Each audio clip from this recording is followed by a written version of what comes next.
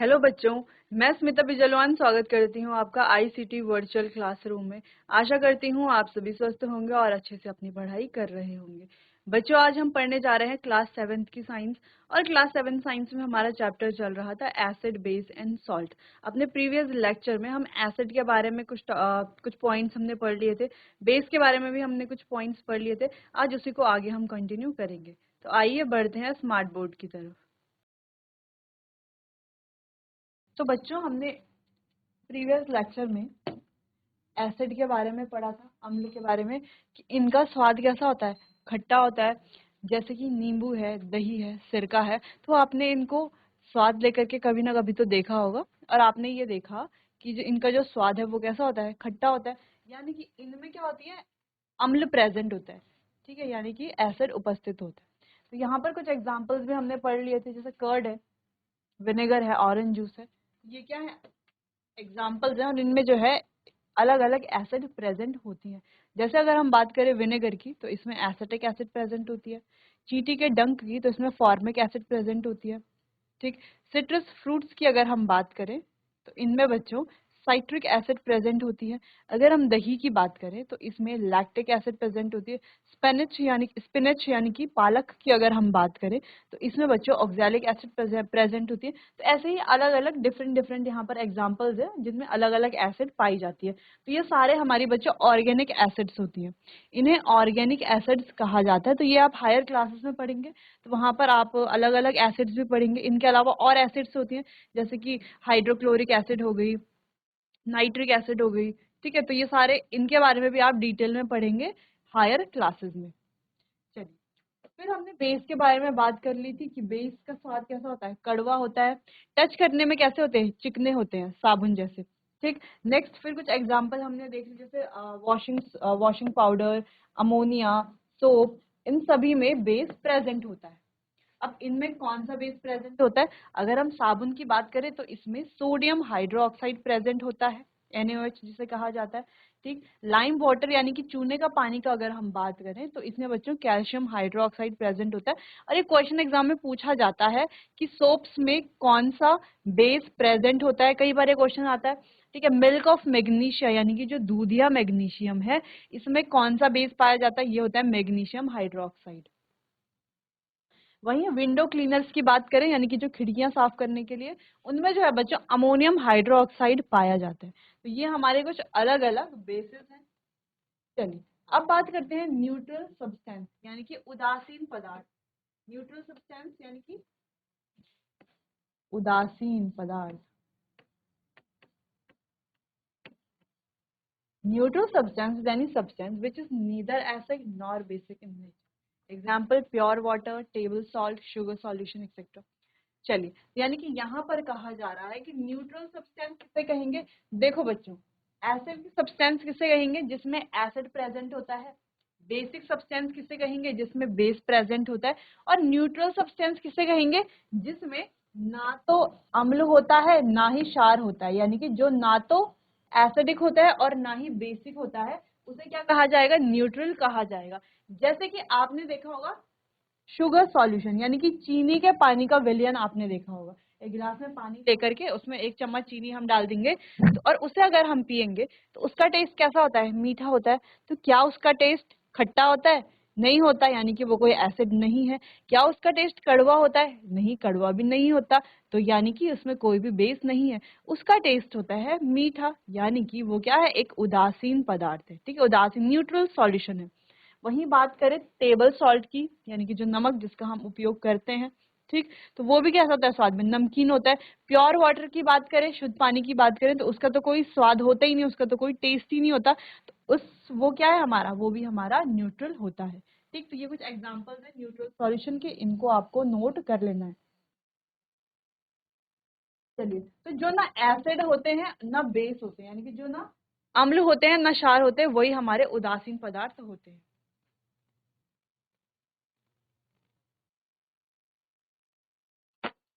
चलिए, आगे बात करते हैं इंडिकेटर्स की। इंडिकेटर्स यानी कि बच्चों सूचक। अब सूचक का काम क्या है, सूचक का काम है सूचना देना। अभी किस बारे में सूचना देते हैं, चलिए, अब इंडिकेटर्स का उपयोग किया ही क्यों जाता है?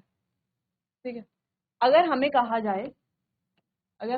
जाए ये हमारे पास कुछ बीकर हैं, ठीक है, 2 बीकर हैं और इन 2 बीकर में क्या है, 2 अलग अलग सॉल्यूशन है, एक है सॉल्यूशन ए और एक है सॉल्यूशन बी। ठीक है, ये अलग अलग सॉल्यूशन है। अब हमें बताना है कि कौन सा सॉल्यूशन एसिडिक है और कौन सा सॉल्यूशन बेसिक है। कैसे हम पता लगाएंगे कौन सा सॉल्यूशन एसिडिक है, कौन सा सॉल्यूशन बेसिक है? कैसे हमें पता चलेगा? क्योंकि अभी तक तो हमने ये पढ़ा है कि एसिड कौन से होंगे, जिनका स्वाद क्या होगा, खट्टा होगा, ठीक है, और बेस कौन से होंगे, जिनका स्वाद क्या होगा, कड़वा होगा। तो इन 2 बीकर से कैसे हम पता लगाएंगे कौन सा एसिड है कौन सा बेस है? कैसे हमें पता चलेगा? कैसे हम, क्या हम इन्हें टेस्ट करेंगे? टेस्ट करके जो खट्टा निकलेगा वो हमारा एसिड होगा और जो कड़वा निकलेगा वो हमारा बेस होगा? क्या इस तरीके से हम जो है इन सॉल्यूशन को आइडेंटिफाई करेंगे? नहीं, इस तरीके से हम जो है इनको आइडेंटिफाई नहीं कर सकते, क्योंकि हो सकता है ये जो सॉल्यूशन है इनमें कोई हार्मफुल कंपोनेंट हो।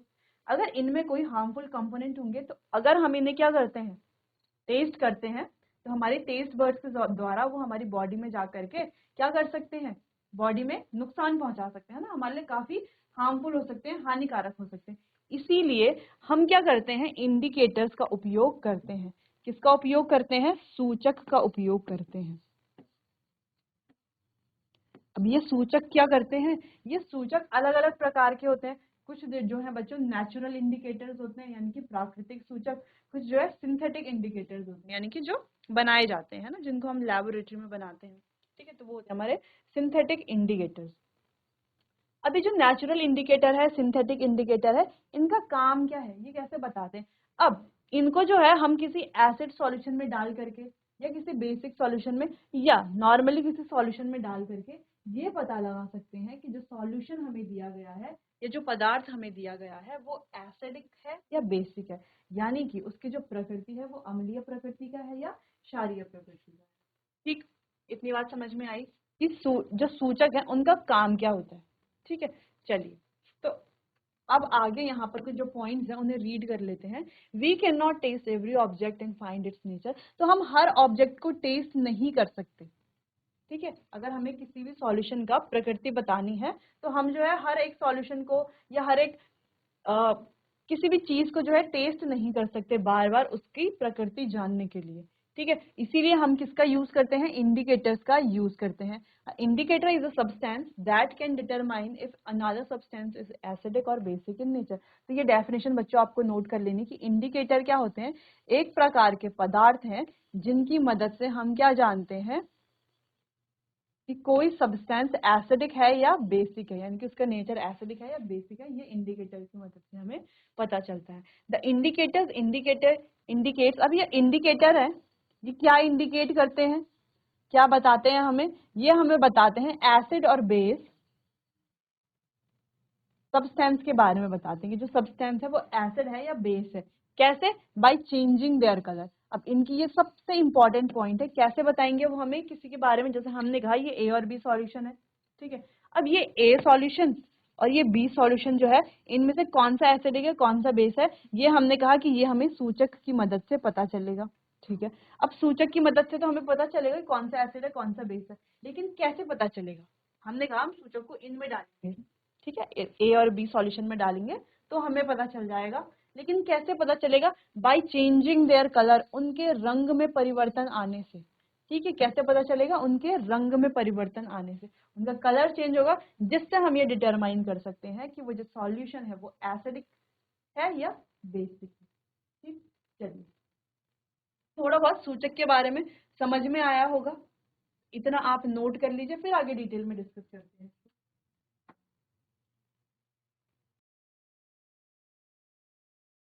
चलो, तो इंडिकेटर यानी कि सूचक के बारे में इतनी बात तो हमको समझ में आ गई थी।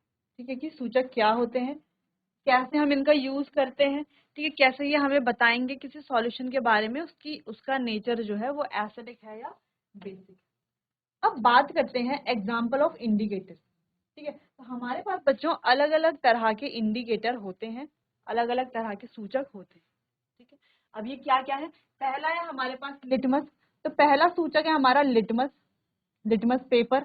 अगला है टर्मरिक, टर्मरिक आप जानते हैं यानी कि हल्दी, हल्दी भी क्या है, एक प्रकार का सूचक है। बात करें चाइना रोज की, तो चाइना रोज भी क्या है, एक प्रकार का सूचक है। और फिनोल्फथैलीन इंडिकेटर, ये भी क्या है, हमारा एक प्रकार का सूचक है। अब बच्चों इनमें से एक और सूचक होता है, वो होता है मिथाइल ऑरेंज, उसका नाम है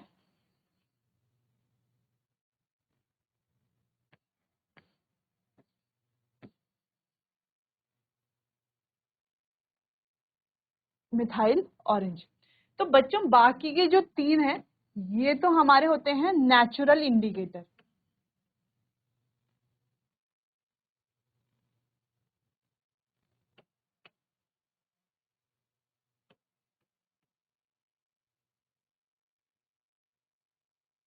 और ये बाकी के ये दो होते हैं हमारे सिंथेटिक इंडिकेटर।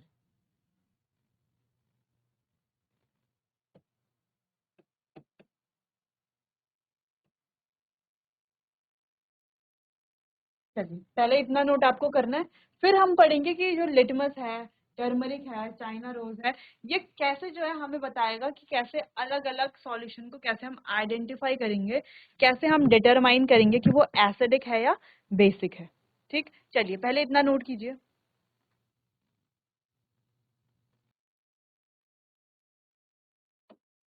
चलिए तो बात करते हैं नेचुरल इंडिकेटर लिटमस के बारे में।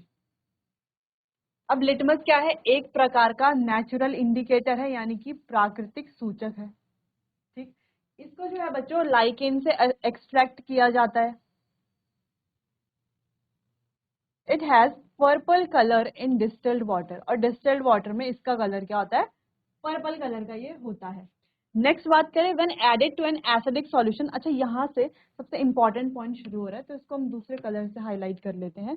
When added to an acidic solution, यानी कि जब इसको किसी एसिड सॉल्यूशन में क्या किया जाता है, डाला जाता है, तब इसका कलर कैसे हो जाता है, इट टर्न्स रेड, तब ये रेड कलर का हो जाता है। When added to a basic solution it turns blue, जब किसी बेसिक सॉल्यूशन में डाला जाता है तो इसका कलर क्या हो जाता है, ब्लू हो जाता है। अब ये कैसे होता है इसको भी हम देखेंगे। चलिए, तो generally it is available as red and blue litmus paper. तो जनरली हम देखेंगे कि जो लिटमस है हमारे पास ये दो तरीके से होता है, एक रेड लिटमस और एक ब्लू लिटमस।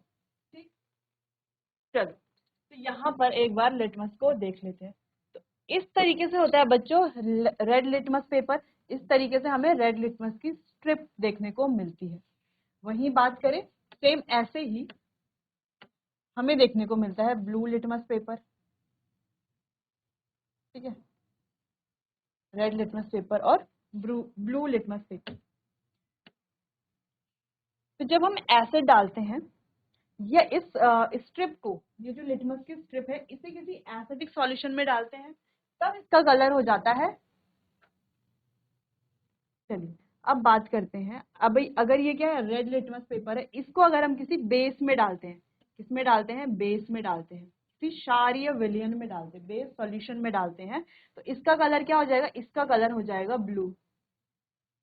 ठीक है, और अगर इस ब्लू लिटमस को किसी एसिड में डाला जाता है तो इसका कलर हो जाता है बच्चों रेड।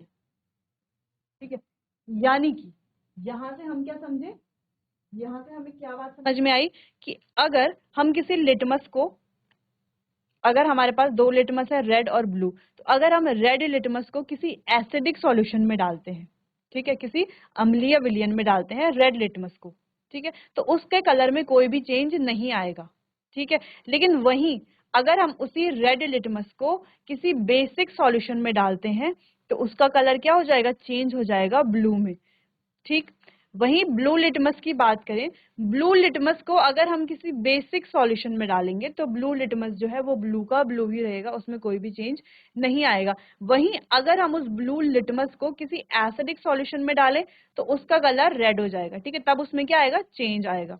ठीक, चलो तो इतनी बात हो गई। जो क्या है, एसिड है, वो क्या करता है, लिटमस को क्या करता है, blue to red, blue to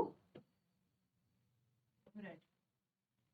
और बेस को, अगर कोई बेस है वो क्या करता है, रेड टू ब्लू, रेड से ब्लू कर देता है। चलो, तो अभी आपको एक सवाल आपको लग रहा होगा कि अगर एसिड ब्लू लिटमस को रेड कर देता है तो रेड लिटमस को क्या करेगा? जैसे कि अभी हमने डिस्कस किया था, रेड लिटमस को वो रेड ही रहने देगा, ठीक है। रेड लिटमस पे उसका कोई इफेक्ट नहीं पड़ेगा एसिड का, ठीक। अब वैसे ही बेस की अगर हम बात करें तो वो रेड को क्या कर रहा है? ब्लू कर रहा है, लेकिन ब्लू पे उसका कोई इफेक्ट नहीं पड़ेगा, ठीक। चलो, ये तो हो गई दो बात इंपॉर्टेंट कि ब्लू लिटमस होता है, रेड लिटमस होता है। ब्लू लिटमस क्या करता है, रेड लिटमस क्या करता है, इतनी बात हमने समझ ली है बच्चों। चलो, तो इतने पॉइंट्स आपको पहले नोट कर लेने हैं लिटमस के बारे में, फिर आगे बढ़ते हैं।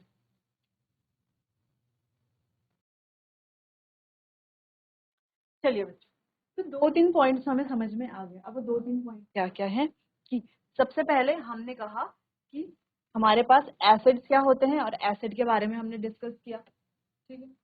फिर बेस क्या होते हैं, बेस के बारे में हमने डिस्कस किया। फिर न्यूट्रल सब्सटेंस यानी कि उदासीन पदार्थ क्या होते हैं, उसके बारे में हमने डिस्कस किया।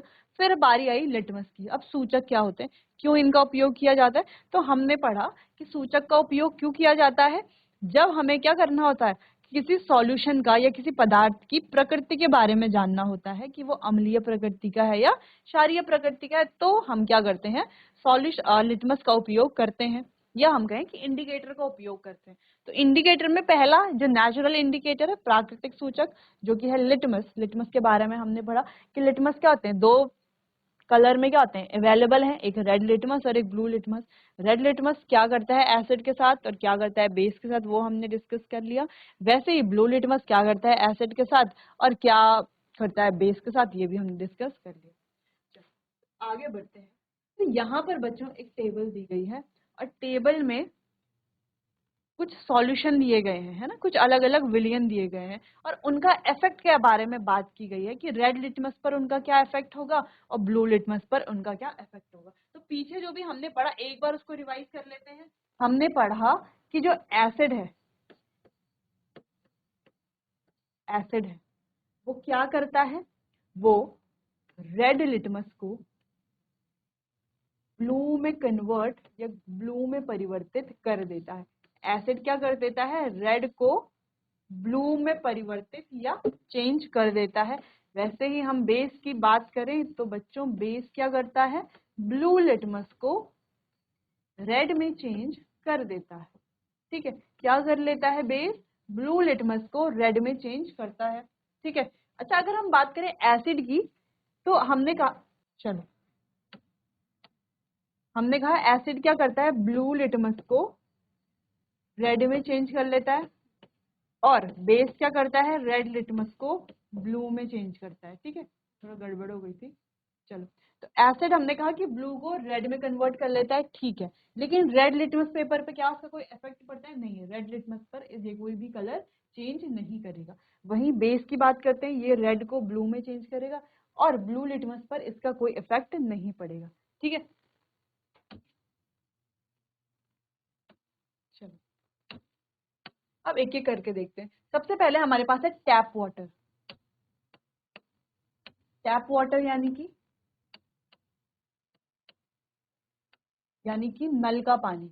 अब टैप वाटर, नल का पानी जो है, जब हम उसको टेस्ट करें तो ना तो वो खट्टा होता है ना ही कड़वा होता है, यानी कि बच्चों वो कैसा होता है, उसमें कोई टेस्ट होता ही नहीं है ना, तो वो कैसा होता है, न्यूट्रल होता है। तो ब्लू लिटमस डाल करके उसमें कोई चेंज नहीं आएगा, ब्लू लिटमस ब्लू ही रहेगा और रेड लिटमस भी रेड ही रहेगा, कोई चेंज नहीं आएगा। तो इसका मतलब क्या है कि वो कैसा सॉल्यूशन है, वो क्या है, एक न्यूट्रल है, कि प्रकृति कैसी है, न्यूट्रल।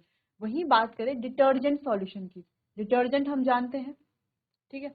अब ये डिटर्जेंट क्या करेगा, चेंजेस टू ब्लू, यानी कि लाल लिटमस को, है ना, यहाँ पर तो रेड लिटमस का हमें बताना है, रेड लिटमस पेपर पर क्या इफेक्ट पड़ेगा।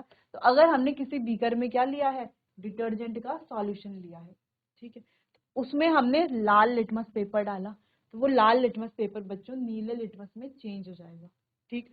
वहीं अगर हमने उसमें क्या डाला, एक नीला लिटमस डाला, तो नीले लिटमस पर कोई इफेक्ट नहीं पड़ेगा। देखो ये कैसे होता है, तो हम देखते हैं।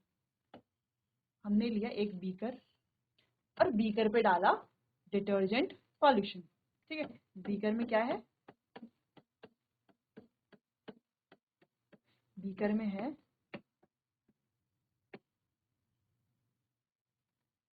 डिटर्जेंट सॉल्यूशन, ठीक है, यानी कि डिटर्जेंट का विलयन। इसके अलावा हम शैम्पू का सॉल्यूशन ले सकते हैं, या हम ले सकते हैं बच्चों बेकिंग सोडा का सॉल्यूशन, ठीक है, कोई भी सॉल्यूशन है इसमें, कोई बेसिक सॉल्यूशन है, हमें पता नहीं है कि बेसिक सॉल्यूशन है ये, जैसे डिटर्जेंट का सॉल्यूशन है, या इसमें अगर हम वॉशिंग सोडा सॉल्यूशन डाल दें, ठीक है। चलो, तो ये एक सॉल्यूशन है। इसमें लगाए हमने अपने दोनों लिटमस पेपर, एक कौन सा वाला, ये है हमारा रेड लिटमस पेपर, ये रेड लिटमस पेपर हमने इसमें डाला,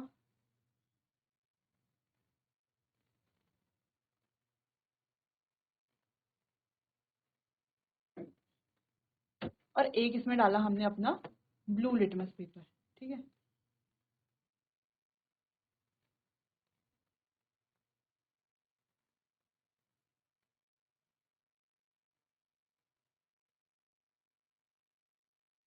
तो दोनों लिटमस पेपर हमने इस तरीके से डाले।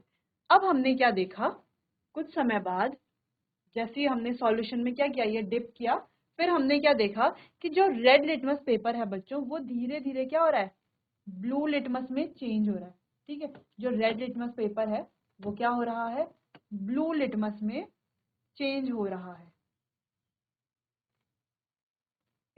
ऊपर से तो ये क्या रहेगा, रेड ही रहेगा थोड़ा,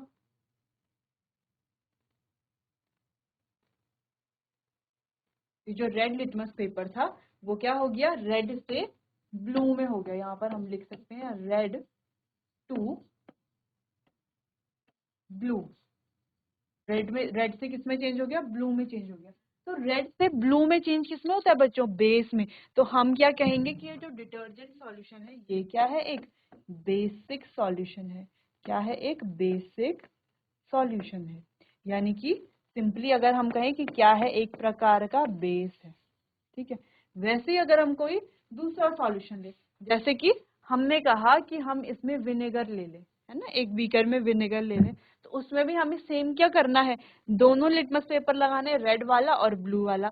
तो उसमें हमें क्या दिखेगा, उसमें हमें जो दिखेगा बच्चों, हमें दिखेगा कि रेड वाले पर तो कोई इफेक्ट नहीं पड़ेगा, लेकिन जो ब्लू लिटमस पेपर है वो क्या हो जाएगा, रेड में चेंज हो जाएगा, ठीक है। जैसे कि हमने कहा कि हमने लिया विनेगर का सॉल्यूशन, ठीक है, और उसमें ब्लू लिटमस भी डाला, रेड लिटमस भी डाला। अब रेड लिटमस में तो नो चेंज आया, यानी कि कोई भी चेंज हमें देखने को नहीं मिला, लेकिन अगर हम ब्लू लिटमस की बात करें तो वो जो है वो रेड में चेंज हो गया।